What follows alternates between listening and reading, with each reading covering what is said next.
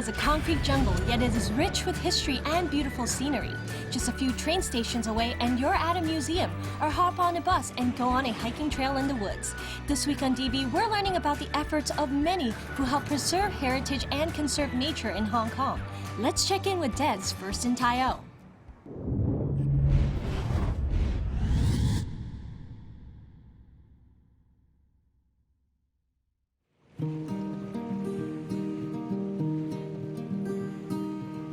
The Venice of Hong Kong. You know what? I've never really liked this moniker for Tai O, a modern-day fishing village on Lantau Island. And I'll tell you why I don't like it. Because it seems like Tai O is somehow not enough, that we have to borrow from a fancy city in Europe. Truth be told, Tai O is a pretty cool place, unique in itself, and has a lot to offer. And it might even tell us a thing or two about Hong Kong, which itself was a sleepy little fishing village back in the 19th century before it developed into the modern-day city it is today. They say you can understand a place and know where it's heading by knowing about its past. So today I'm going to be spending the day in Tai O learning about its heritage and culture by talking with its people. There's no better place to start learning about the past than at one of the oldest fishing villages. Its stilt houses are their most unique landscape. Looks like Des has found a resident to chat with. Let's find out more. How long have you been living here? So it turns out that Mr. Leung has been living here for 3 or 4 generations, and he himself was born here. Why are there stilt houses? What's the history behind them?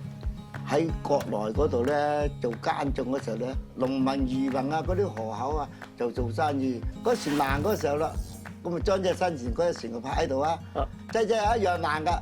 咁我揾隻升高佢咯，升高嗰時候咧又係爛㗎，咁啊再搭一間寮仔啊咁樣咯，咁先搞成有棚屋啦。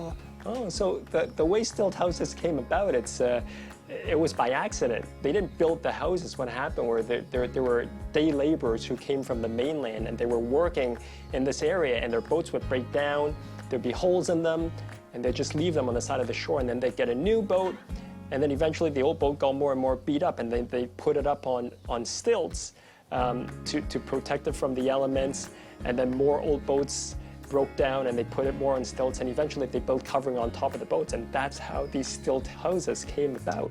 What's the special design behind the houses? 你嗰間棚咧就近岸啊嘛，近住水啊，近住水就睇到隻船咯，泊住喺度啦，咁咪俾樓我哋都唔要嘅。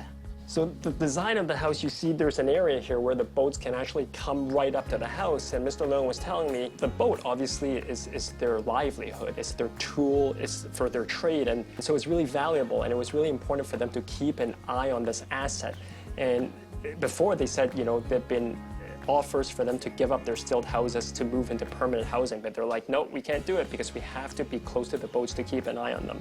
So tell me more about the people of Tai O, the indigenous people, and the sense of community here.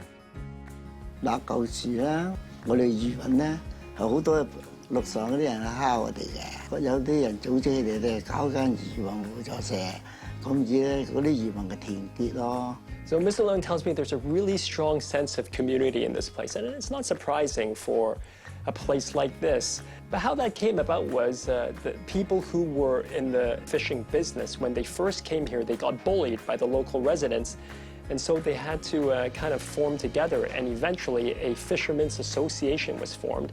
And of course, there's a lot of good things that came about. Concrete things like schools got built, and there's a sense of community, and that sense of community continues today.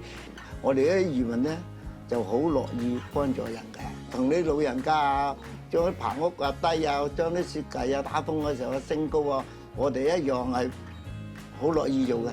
Mr. Leung himself is still very active in volunteering, giving back to the community. He says the bond is very tight, and whenever something happens, because there are a lot of old people now, if elders need help moving a fridge or if there's flooding, they all go in to help.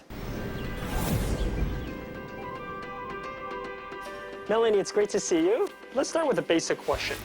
What is a heritage hotel? And tell us a little bit of history about this place. Great. Well, first of all, I think it's really amazing that we are actually celebrating the 120 years old of this building itself. As you know that this building used to be one of the earliest marine police station in Hong Kong. This is not just running as a hotel, but more importantly, it plays a role to promote sustainable tourism and cultural tourism as well. So for instance, if you look into our architectural features, you can see how we preserved almost everything that you see around here have a long, profound history. Right. So the bulletproof window, the fireplace, and also the sports light, etc. These actually, it's really exciting to tell the guests that these are over 120 years old and also host very important cultural heritage as well. Tell us more about how it relates to Tai O, the community as a whole, and how it's helping to preserve the heritage here. First of all, in our hotel operations, over half of our staff are from Tai O and Lantau. Wow. Yes, and most of them are actually youngsters as well, because it's very important for us to keep recruiting the energetic youngsters from the village so that they don't have to go outside to find jobs. Yep. And also, as you know, Tai O used to have the aging population issues as well. So that really helps in the first place. And secondly, as the foundation itself, which supports the community in many ways. For instance, during the festive seasons, we actually helps to support them. The water marriage parade, for instance, very traditional events, and we really helps to keep going with traditional spirit as well. Every day we have 3 guided tours, and our young ambassadors can bring them around to see the hotel, to tell them about the history. And also we run a lot of festive workshops in this hotel as well to help promote the cultural tourism. Do you have any concrete stories you can share of people from Hong Kong who came to this place and saw it and learned something about Tai O and its heritage that they didn't know before? It's really happy and exciting feeling every time our guests came in, and first they didn't know about anything about this hotel, but after doing the guided tour, after staying with one night, and they really appreciate the effort. Even though we only have 9 rooms, but in each of the rooms we do have a Tai O channel, and we have many videos to showcase the Tai O stories. When we actually first have this project, we also interviewed the former Tai O police officers. So we bring our guests around in the hotel, we share with them their stories as well. History and... History, exactly. And one thing that we are very happy is that because staycation is very popular nowadays, especially with COVID-19, so in order to run a successful project, it's also important to connect with the community. So we are promoting this not just as a hotel, but also as a sustainable destination with the villages. They learn about their stories, we bring them to the stilt house, the temple, we have the boat tour, so they actually spend longer time in Tai O, and therefore knowing the enriched history of the Tai O village. It's a very organic experience. Exactly. 蘭姨你好, how do you develop your passion for photography? 因為我老豆咧就係佢影相嘅，咁啊拎嚟玩下嘅啫。啊影相佬有個影相機噃，咁係咪影相㗎？咁我老豆話係啊，咁於是一影開咧就冚唪唥識咧就叫佢去棚嗰度影啊。She said it was passed on to her from her father. Her father was Macanese, moved from Macau here after the war, and there was really nothing to do. So he had a camera with him and he would take photos just as a hobby. But then he actually developed a business taking licensing photos, as in licensing photos for the fish trawlers. And of course, word of mouth spread quickly that there was someone in town doing this, and all the fishermen called him up and they would have him come to their stilt houses to take photos. And Nan Yi, of course, tagged along to help her father out. 冇嘢㗎，就係扯住塊布就影㗎啦。塊布喺後邊，唔係而家咁新奇嘅。 And it was really simple back in the day. She'd just bring a cloth and they'd throw up a cloth, clipped it on, and boom, that's the backdrop for the photo. Because her father passed away at quite a young age, she took over the business. A lot of your photos are about the old police station and policemen. Why? 嗰班人好悶嘅，因為大澳冇乜娛樂㗎嘛。咁即係好中意啊影相揾帶，咁我話我可以跟你去影相，咁啊同佢影下啲風景相啊。 走嚟呢度又影嘅，差館又影啊咁樣啦。Back in the day, there really wasn't much entertainment out here in Tai O, and so the policemen were bored. And so Lan Yi's father would pitch the idea of taking photos for these policemen, and they liked the idea of them being out in the wilderness and shots of them with the natural scenery. And so they would agree to, let's say, purchase a roll of film, and then her father and her would tag along and they would hike into the mountains, and each policeman would buy a roll of film. Now, over the years, you must have accumulated many, many photos. What have you done with these pictures?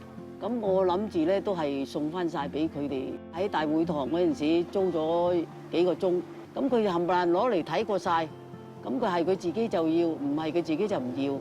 Her intent and her desire is actually to return them to the original owners. So what she's done in the past, for example, here at the Tai O City Hall, she did a pop-up to invite people to come back and try and find pictures of themselves. And if people could recognize themselves, she would give the photos and the negatives back to the people.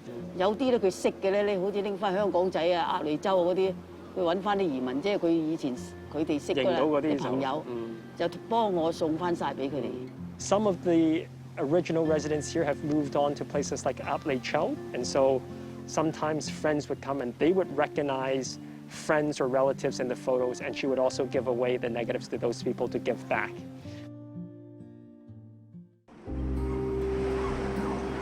After spending the day in Tai O and talking with different parties, some of whom are from Tai O and some of whom are not, I realized what they have in common is they want to preserve Tai O, whether it's a preservation of a way of life, preservation of architecture, or preservation of memories. So collectively, what they're doing is continuing to tell the story of Tai O to the rest of the world. And in a fast-paced, ever-changing city like Hong Kong, that is heartwarming.